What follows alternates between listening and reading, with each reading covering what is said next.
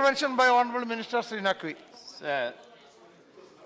Sir, राष्ट्रपति जी के अभिभाषण पर जो चर्चा हो रही है, उस चर्चा में तमाम आदरणीय और सम्मानित सदस्यों ने अपने विचार रखे। मैं केवल 3 चीज़ों पर अपनी बात कहूँगा और अपनी बात को ख़त्म करूँगा। जो राष्ट्रपति जी के अभिभाषण में जो 79 पैरा है, उसमें कहा गया है कि मेरी सरकार का उद्देश्य सबका विकास करना है, न केवल आर्थिक विकास करना जो समाचार पत्रों में चर्चा का विषय रहता है। सबका साथ का लक्ष्य प्राप्त करने के लिए हमें सुनिश्चित करना होगा कि निर्धन और वंचित वर्ग के लोगों को वास्तव में सशक्त किया जा सके, ताकि अवसरों का लाभ उठा सकें और अपने रहन सहन में सुधार कर सकें।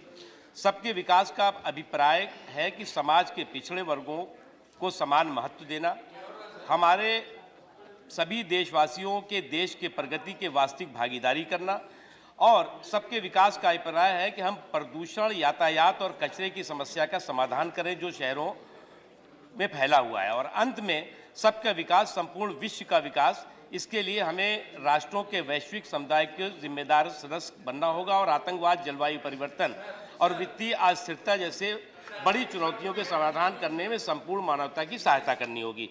ये राष्ट्रपति जी के अभिभाषण में राष्ट्रपति जी के अभिभाषण में ये बात बहुत स्पष्ट तरीके से कही गई है। He is not yielding, Mr. Yechury. जिस समय Please, he is not yielding.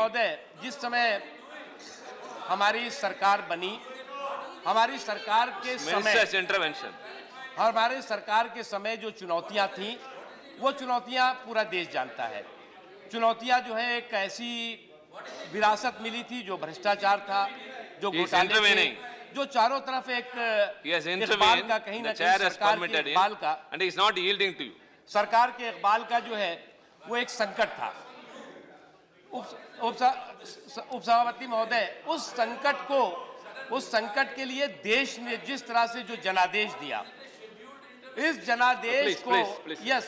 जनादेश को सम्मान करते हुए जो हमने सबसे बड़ा काम किया और सबसे पहला काम किया, दिल्ली के सत्ता के गलियारों से सत्ता के दलालों की नाकेबंदी और लूट लाभी में तालाबंदी। और निश्चित तौर से जब नरेंद्र मोदी जी की सरकार आई और उसने दिल्ली के सत्ता के गलियारे से सत्ता के दलालों की नाकेबंदी और लूट लाभी में तालीबंदी की, तो कुछ ऐसी ताकतों को जो ताकतें की सत्ता, दिल्ली के सत्ता के गलियारे की परमानेंट मेंबर बनी हुई बैठी थी, उनके अंदर हताशा और निराशा हुई और उनके अंदर एक तरह से एक ऐसा माहौल पैदा हुआ कि ये सरकार अगर आ गई है और ये सरकार अगर रह गई तो हमारी तो दुकानें बंद हो जाएंगी। और उन्होंने जो है वो एक पूरे देश में एक ऐसा माहौल पैदा करने की कोशिश की। कभी असहिष्णुता की बात होने लगी, कभी जो है वो जवाहरलाल नेहरू यूनिवर्सिटी की घटनाएं सामने आने लगी। मैं इन तमाम घटनाओं पे विस्तार से नहीं बात करूंगा, लेकिन मैं केवल इतना कहना चाहता हूं, जिस समय 54 देशों के राष्ट्राध्यक्ष भारत में थे, अफ्रीकी देशों के, इंडो अफ्रीका समिट चल रही थी, उस समय उपसभापति महोदय, उस समय जो है वो अवार्ड वापसी अभियान हो रहा था। उस समय जो है वो असहिष्णुता के नाम पर जो है वो हाहाकार मचा हुआ था। मोहनजोदड़ो और हड़प्पा की खुदाई से निकाल करके अवार्ड दिखाए जा रहे थे कि सन 1920 में हमको ये अवार्ड अंग्रेजों ने दिया था, हम अब वापस करेंगे। जो अवार्ड जो है वो नरेंद्र मोदी सरकार ने दिया नहीं था, उनका ये हम इनको वापस करने जा रहे हैं। और 54 विदेशी राष्ट्राध्यक्ष जब यहां पर मौजूद थे, देश के नौजवानों के, देश के गरीबों के, देश के कमजोर तबकों के, देश के दलितों के, देश के अल्पसंख्यकों के सशक्तिकरण और विकास से संबंधित तमाम चर्चाएं हो रही थी।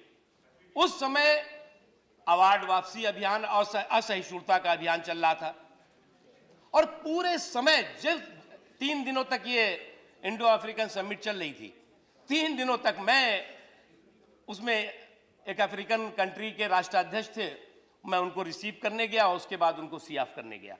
एयरपोर्ट पर जब मैं उनको सियाफ करने गया तो उन्होंने कहा कि बहुत अच्छी समिट हुई और ये बहुत दिनों बाद इतनी अच्छी और इतने राष्ट्राध्यक्ष एक साथ जुटे, जिससे कि कई महत्वपूर्ण मुद्दे थे, जिन मुद्दों पर भी आर्थिक मुद्दे थे, सामाजिक मुद्दे थे, कई और महत्वपूर्ण मुद्दे थे जिन पे हम लोगों ने खुल करके चर्चा की। लेकिन उन्होंने उस साथ में कहा, लेकिन ये इस दौरान हमें तो लगता था कि आपके यहाँ टेलीविजन चैनल्स, आपके यहाँ अखबारों में 54 जब विदेशी राष्ट्राध्यक्ष जिस देश में हो तो उसकी कम से कम चर्चा होगी, उसके बारे में जो आर्थिक मुद्दों पे चर्चा हो रही है, जो जलवायु परिवर्तन के मुद्दे पे चर्चा हो रही है, जो सामाजिक मुद्दों पे चर्चा हो रही है, उसके बारे में जिक्र आएगा। लेकिन हम तो देख रहे हैं कि यहाँ अखबारों में जो है वो कुछ लोग जो है अवार्ड वापस कर रहे हैं, तो कुछ लोग कह रहे हैं कि इंटॉलरेंस है। तो मैं उनको क्या जवाब देता? मैं किसी विदेशी राष्ट्राध्यक्ष के सामने ये नहीं कह सकता था कि मेरे देश में जो है वो कुछ ऐसी सामंती मानसिकता के लोग हैं जिन्हें कि ये सत्ता का बदलाव और सत्ता का परिवर्तन हजम नहीं हो रहा है, जो तो या तो ये समझते हैं कि सत्ता उनके पास रहे और या सत्ता उनके रिमोट के पास रहे।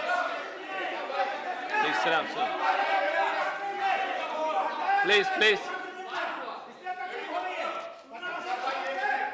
उसके अलावा उपसभापति महोदय, उसके अलावा जो है वो अभी जो है वो मेक इन इंडिया कार्यक्रम हो रहा था मुंबई में। मेक इन इंडिया कार्यक्रम हो रहा था, उसमें जो है कई महत्वपूर्ण प्रतिनिधि आए हुए थे। और मुंबई में जो मेक इन इंडिया कार्यक्रम था वो किसी हमारी सरकार का मेक इंडिया नहीं था, वो इस देश के गरीबों, इस देश के कमजोर तबकों, इस देश के नौजवानों, इस देश के दलितों, इस देश के अल्पसंख्यकों, इस देश के समाज के आखिरी व्यक्ति तक विकास की रोशनी पहुंचाने और देश के लोगों के सशक्तिकरण के संकल्प के साथ हो रहा था। जब मेक इन इंडिया कार्यक्रम हो रहा है मुंबई में, जिसमें देश विदेश के तमाम लोग वहां इकट्ठा हुए और इकट्ठा होकर के एक ही संकल्प सबका हो रहा था कि देश में मजबूती के साथ एक ऐसी व्यवस्था बननी चाहिए जिससे आखिरी आदमी तक विकास की रोशनी पहुंच सके। हमने कभी नहीं कहा, हम तो हमेशा कहते हैं तू दरिया में तूफान क्या देखता है, खुदा है निगहबान क्या देखता है, तू हाकिम बना है तो इंसाफ भी कर, तू हिंदू मुसलमान क्या देखता है। हम तो जो है वो सबका साथ, सबके विकास की बात करते हैं। उपसभापति जी, हमने हमेशा जो है वो इसीलिए राष्ट्रपति जी के अभिभाषण के उस हिस्से को पढ़ा मैंने जिसमें उन्होंने कहा कि हम आर्थिक सामाजिक तरक्की के रास्ते पर देश को ले जाना चाहते हैं, हम जो है वो देश के आखिरी आदमी तक विकास की रोशनी पहुंचाना चाहते हैं। जब मेक इन इंडिया चल रहा था उस समय, सर जब मेक इन इंडिया चल रहा था तो उस समय क्या हो रहा था? उस समय जो है भारत की बर्बादी तक जंग रहेगी जारी, ये मैं नहीं कह रहा हूं, अखबारों में टेलीविजन चैनल्स पे चल रहा था, भारत की बर्बादी तक जंग रहेगी जारी। एक तरफ हमारी सरकार और Narendra Modi ji make in India की बात कर रहे हैं, गांव गरीब किसान झुग्गी झोपड़ी के इंसान तक विकास की रोशनी ले जाने की बात कर रहे हैं, और एक ठीक उसी समय भारत की बर्बादी तक जंग रहेगी जारी। अफजल हम शर्मिंदा है, तेरा कातिल जिंदा है, भारत तेरे टुकड़े होंगे इंशाअल्लाह इंशाअल्लाह। अरे हम देश को बनाने की बात कर रहे हैं और आप देश को तोड़ने की बात कर रहे हैं। हम देश के लोगों तक, आखिरी व्यक्ति तक विकास की रोशनी पहुंचाने की बात कर रहे हैं और आप देश को तोड़ने की बात कर रहे हैं। सवाल यहां पर मैंने जो शुरू में कहा उपसभापति महोदय, कुछ ऐसी ताकतें हैं जो दिल्ली की सत्ता पर परमानेंट अपना कब्जा चाहती हैं। उस तरह की सामंती मानसिकता के लोग, जो लोग की लूट लॉबी चलाते थे, जो लोग की कहीं ना कहीं जिसे कि कभी स्वर्गीय राजीव गांधी जी ने कहा था कि दिल्ली से जो है वो इतना पैसा जाता है और पहुंचता जो है वो उसका 10% भी नहीं है, तो वो सच था और उसी चीज को रोका गया है। उसमें बौखलाहट है, उसमें हताशा है, उसमें निराशा है। सर हमारी सरकार, देखिए सवाल ये जो कुछ भी हमारे साथी लोग या जो हमारे सहयोगी लोग जो कह रहे हैं, हम लगता है कि राजनीति में एक दूसरे के खिलाफ, एक दूसरे के बारे में कहना चाहिए और कहने में कोई हर्ज नहीं है। लेकिन जमीन की हकीकत और जमीन की सच्चाई को अगर अनदेखा करके एक तरफा बातें होंगी कि ये सरकार आ गई तो पूरे देश में असहिष्णुता का माहौल हो गया, तो उपसभापति महोदय मैं बताना चाहता हूं कि 2005 में 779 कम्युनल राइट्स हुए, जिसमें कि लगभग 124 लोगों की हत्याएं हुई और लगभग 2006 लोग बुरी तरह से जख्मी हुए। 2006 में 698 कम्युनल इंसिडेंट हुए, 133 पीपल्स की हत्या हुई और 2170 लोग बुरी तरह से जख्मी हुए। 2007 में 761 कम्युनल इंसिडेंट हुए और 99 पीपल्स उसमें बुरी तरह से उसमें उनकी हत्या हुई और 2027 पीपल्स इंजर्ड हुए।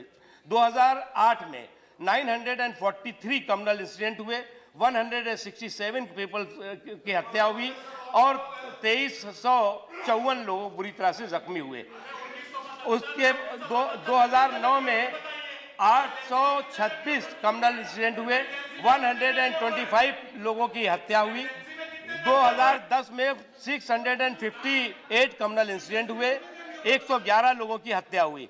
2011 में 508 कम्युनल इंसिडेंट हुए, 91 लोगों की हत्या हुई और 1899 लोग जो है वो बुरी तरह से जख्मी। मैं बहुत लंबी लिस्ट निकला है सर, मैं इसलिए कह रहा हूं ये एक के बाद एक हजारों बेगुनाहों की हत्या हुई। एक दंगा होता है तो इंसान नहीं मरता, इंसानियत का कत्लेआम होता है। हम इसको मानते हैं, दंगा आपके समय हो हमारे समय हो, इसका कोई जस्टिफिकेशन नहीं है, हम उसको कोई जस्टिफिकेशन नहीं दे सकते। हाँ, लेकिन जब 2004 में 129 लोग बेगुनाह लोग मारे गए, जब 2005 में जो है वो 124 बेगुनाह लोग मारे गए, जब 2006 में 131 बेगुनाह लोग मारे गए, जब 2007 में जो है 99 बेगुनाह लोग मारे गए, जब 2009 में 125 लोग बेगुनाह मारे गए, तो ये मोहनजोदड़ो और हड़प्पा की खुदाई का अवार्ड लेकर जो घूम रहे थे वो कहां थे? वो लोग, उनके अवार्ड कहां गए थे? वो असहिष्णुता का जो पूरा के पूरा नाटकीय घटनाक्रम हो रहा था वो कहां था? क्या उस समय वो असहिष्णुता थी जो बेगुनाह लोग मारे जा रहे थे? जब इतने दंगे हुए तो वो असहिष्णुता के नाम पर जो मोहनजोदड़ो हड़प्पा की खुदाई से अवार्ड निकाले जा रहे थे, वो जो असहिष्णुता का काम कर रहे थे, असहिष्णुता की बात कर रहे थे जो लोग, वो लोग कहां गए और किस जगह गायब हो गए थे पता नहीं। सर, इसलिए हमारा केवल इतना कहना है कि इंसानी मूल्य और मानवीय सिद्धांत हमारी प्रतिबद्धता थी, प्रतिबद्धता है और प्रतिबद्धता रहेगी। वो कभी हम किसी दूसरे देश में जाकर के हमने कहा कि हमारे देश में एक अफ्रीकन कंट्री के राष्ट्राध्यक्ष आए थे, उन्होंने मुझसे कहा कि तुम्हारे देश में जो इतना बड़ा समिट हो रहा है उसकी चर्चा ही नहीं हो रही है। हमने जो है उस पर कोई बात उन पर टिप्पणी नहीं की।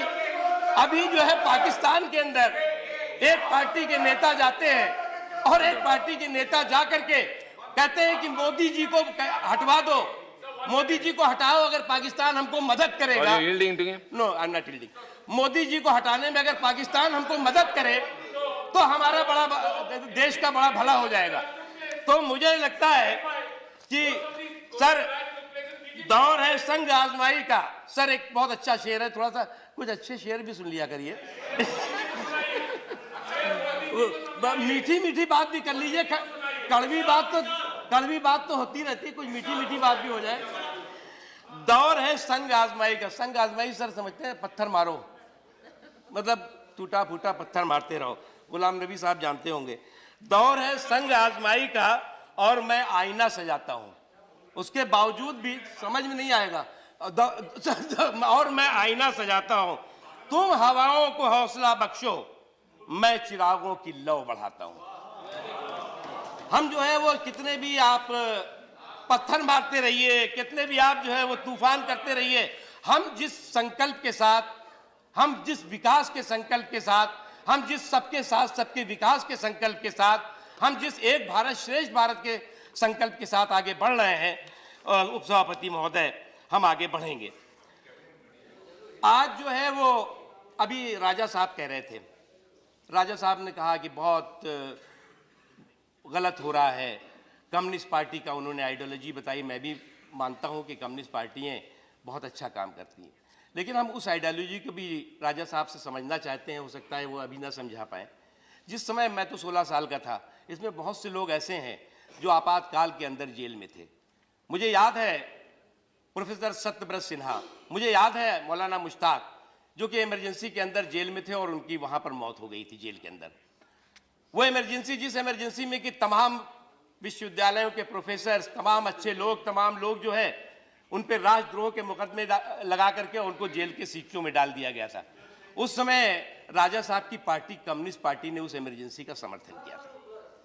कम्युनिस्ट पार्टी, सीपीआईएम, सीपीआई नहीं, लोग I am right, CPI, not CPIM. I know history. I know your history and geography both. Don't. हम इतिहास भूगोल सब जानते हैं। सुनिए, तो उस समय CPI ने सपोर्ट किया, और क्या सपोर्ट किया था? उन्होंने सपोर्ट किया था कि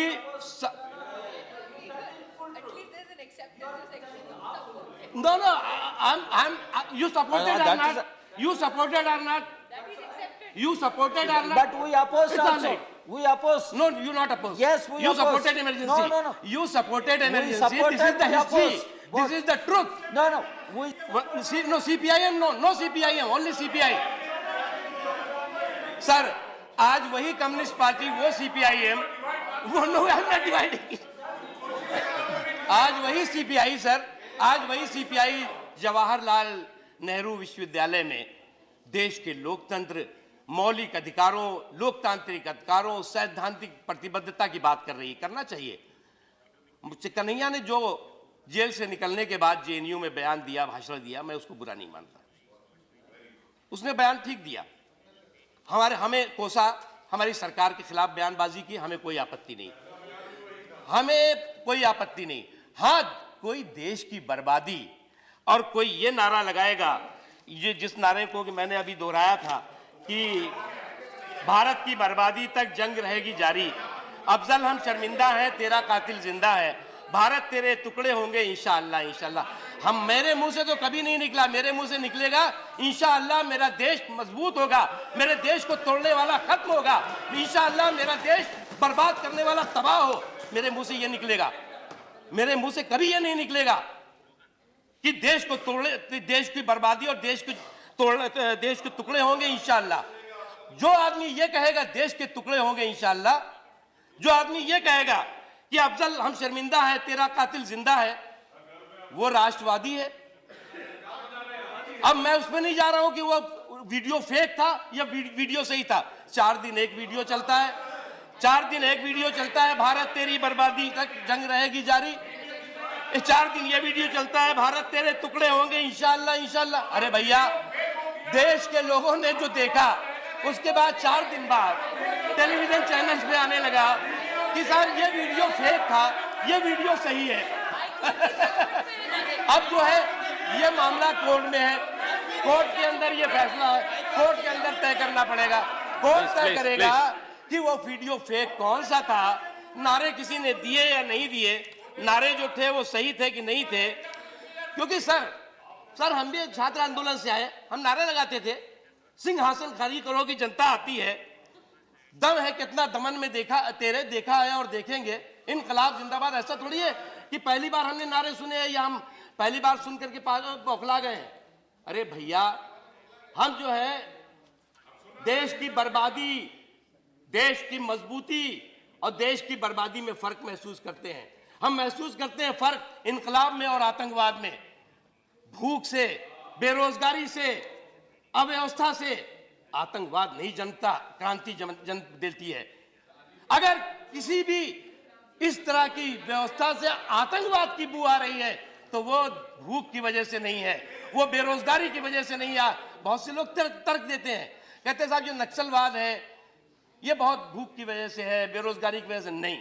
भूख से, बेरोजगारी से आंदोलन जन्म लेते हैं, क्रांति जन्म लेती है, आतंकवाद जन्म नहीं लेता। आतंकवाद जन्म लेता है आतंकवादी और अलगाववादी मानसिकता के साथ। और मुझे इस बात की खुशी है उपसभापति महोदय कि मेरे देश में तोड़ने के तमाम तरह के हटकंडे भी हुए, हमारी सरकार रही हो, मनमोहन सिंह जी की सरकार रही हो, लेकिन ऐसी ताकतें जो ताकतें देश को तोड़ने के खतरनाक मंसूबों और षड्यंत्र के साथ काम करती रही हैं, वो हमेशा नाकाम रही है और इस देश की इस महान जनता ने उन्हें नाकाम किया है। हिंदू और मुसलमानों ने मिलकर के नाकाम किया है। कश्मीर में जब अलगाववादी जो है वो चुनाव की घोषणाओं का विरोध करते हैं, मतदान का बहिष्कार करने का ऐलान करते हैं, तो इसी जम्मू एंड कश्मीर की जनता, लेह की जनता उन ताकतों को मुंह तोड़ जवाब देते हुए 60% से ज्यादा देश के लोकतंत्र पर मोहर लगाती है। यह है मेरे देश का के लोगों का जुनून और यह है मेरे देश के लोगों का जज्बा। हमें इस जुनून और जज्बे के साथ आगे बढ़ना होगा।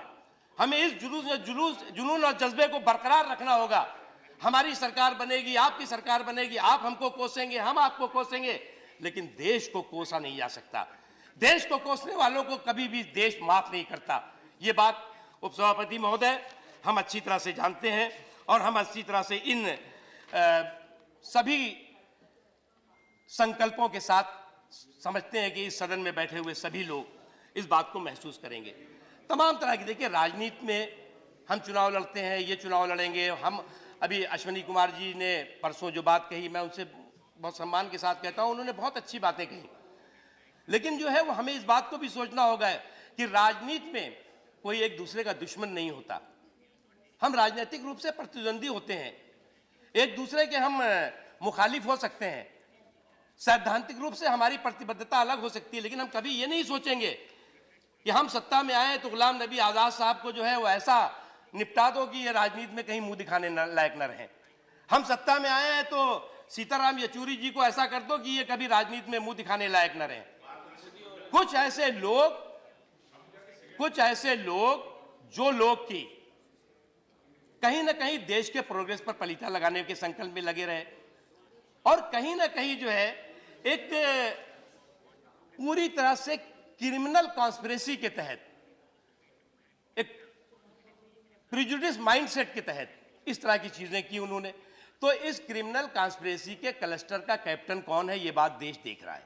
इसलिए मैं तो गुलाम नबी साहब कहूंगा, तुम्हारे दोस्तों में कोई दुश्मन हो भी सकता है, कुछ एक्सपायर दवाओं का रिएक्शन हो भी सकता है, तो इसलिए जो है वो कभी कभी कुछ ऐसे साथी आसपास आ जाते हैं जिसका रिएक्शन जो है वो हम मानते हैं कि उस पार्टी के लिए ठीक नहीं होता।